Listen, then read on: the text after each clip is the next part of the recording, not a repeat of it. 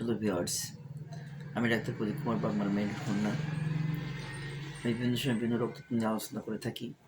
ঠিক আজকে আলোচনা করব জ্বরের ক্যান্সার।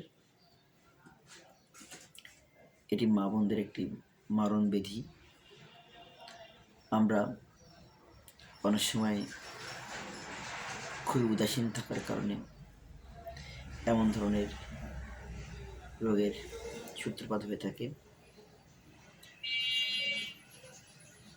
পুরুষ এবং নারী উভয়ের জন্য দায়ী, তবে বেশিরভাগ মা বোনেরা জানে না জ্বরের ক্যান্সার কেন হয়ে থাকে। তো যাই হোক, আমরা জ্বরের ক্যান্সার নিয়ে আজকে আলোচনা করব। জ্বরের ক্যান্সারটা মূলত মা বোনদের কিছু কিছু উদাসীনতার কারণে এটা হয়ে থাকে, অপরিচ্ছন্নতার কারণে হয়ে থাকে। তো আমি জ্বরের ক্যান্সার হলে কী করে বুঝবেন? জ্বরের ক্যান্সার একদিন হয় না, এটা একটা দীর্ঘদিনের ফসল। যদি কোনো মা বোনের অনিয়মিত মানসিক হয়ে থাকে, পাশাপাশি ঋতুস্রাবগুলো খয়েরি কালো, গন্ধযুক্ত, মাসিকের সময় তলপেটে ব্যথা হওয়া, সারাসারা ভাঙা, জ্বরেতে মাঝে মাঝে কুট করে কামড় মারা, প্রস্রাবের চাপ ধরে না রাখতে পারা,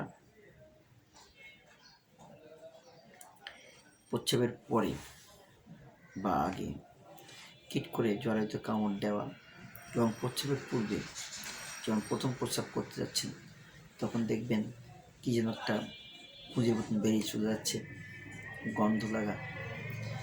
এইসবগুলো আপনি প্রথমে দেখবেন। তারপর একটা স্টেজ তৈরি হয়ে যায়।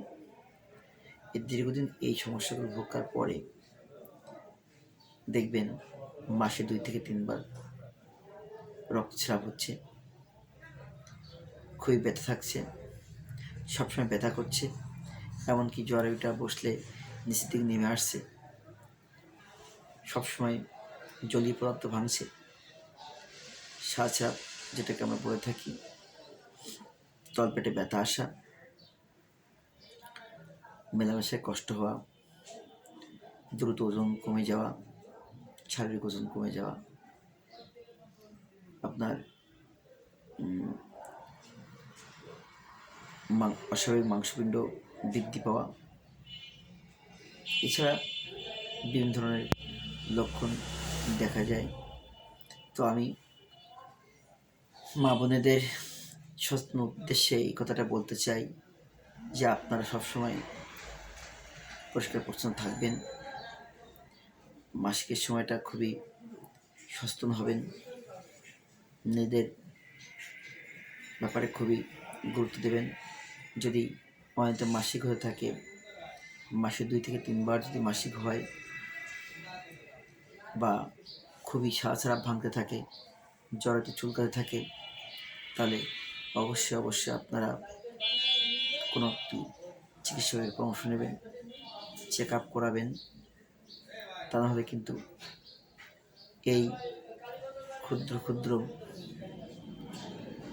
লক্ষণগুলো একসময় বড় আকারে আপনাকে প্রকাশ পাবে, যখন আপনার আর কিছু করার থাকবে না। তো আমি আমার চিকিৎসা জীবনে আমি আপনাদেরকে আশার বাণী শোনাতে চাই।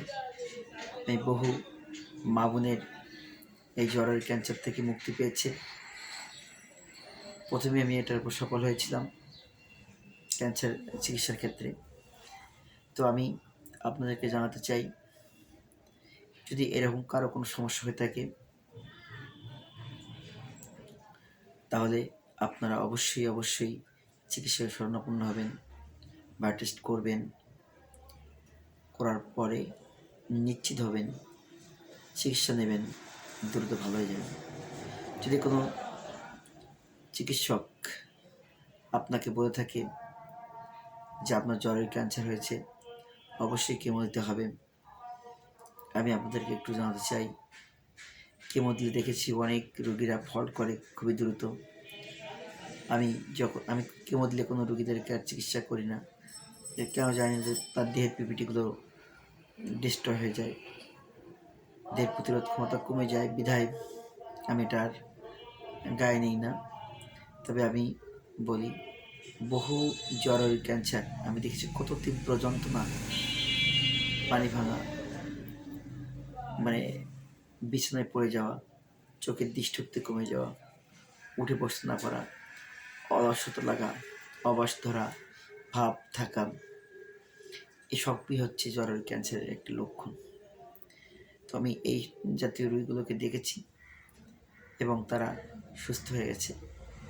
আমি আশা করি ভয় পাবেন না, চিকিৎসা নেবেন, অবশ্যই হোমিও চিকিৎসা নেবেন, অবশ্যই আপনারা ভালো ফল পাবেন। Without operation must be release of your uterus cancer. So এই শুভবার্তা দিয়ে শেষ করতে চাই। আমি আমার গবেষণার সফলতার থেকেই আশা করি সকলে ভালো থাকবেন, হোমিও চিকিৎসা নেবেন। ধন্যবাদ সকলকে।